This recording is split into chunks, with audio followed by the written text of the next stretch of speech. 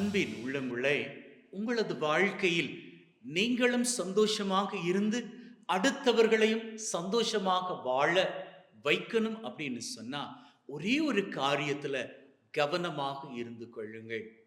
வாய் வார்த்தையில்.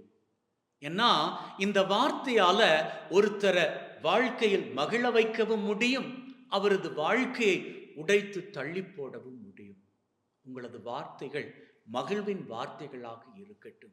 ஒரு வேளையில உங்க வார்த்தைகள் மகிழ்வின் வார்த்தைகளாக இல்லாது போகக்கூடும், அப்படி என்கின்ற ஒரு எண்ணம் உங்களுக்கு தோன்றுமாக இருந்தால், இன்னைக்கு திருப்பாடல் மூலமாக பக்தன் சொல்லுகின்றான், ஆண்டவரே என்னுடைய நாவுக்கு நேர் காவலாக நில்லும் அப்படி என்று. உங்களது நாவை கட்டுப்படுத்திக் கொள்ளுங்கள். முடியவில்லையா? கட்டுப்படுத்த முடியவில்லையா? பூட்டு போட்டு விடுங்கள். பூட்டு போடவும் முடியவில்லையா? நீங்கள் இருக்கின்ற இடத்தை விட்டு நகர்ந்து போய்விடுங்கள். அது உங்களுக்கு மாத்திரம் அல்ல, உங்களை சுற்றி இருக்கிறார்களே அவர்களுக்கு நல்லது. நீங்களும் காயப்பட மாட்டீர்கள், அடுத்தவர்களையும் காயப்படுத்தி விட மாட்டீர்கள்.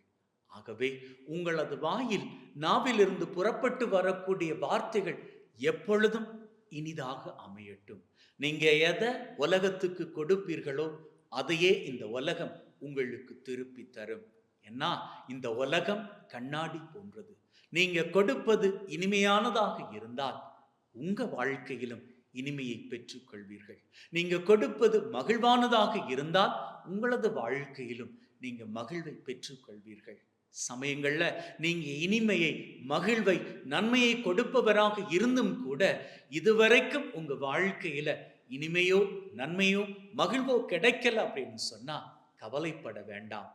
ஆண்டவர் உங்களது வாழ்க்கைக்கான இனிமையை, மகிழ்வை, நன்மையை அனுப்பிவிட்டார்.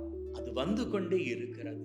அதை பெற்றுக்கொள்ளுகின்ற தருணம் நீங்க இன்னைக்கு இருக்கும் நிலையில் பார்க்க இன்னும் அதிகமான ஆசீர்வாதத்தை எழுந்து பிரகாசிப்பீர்கள். ஆமென்.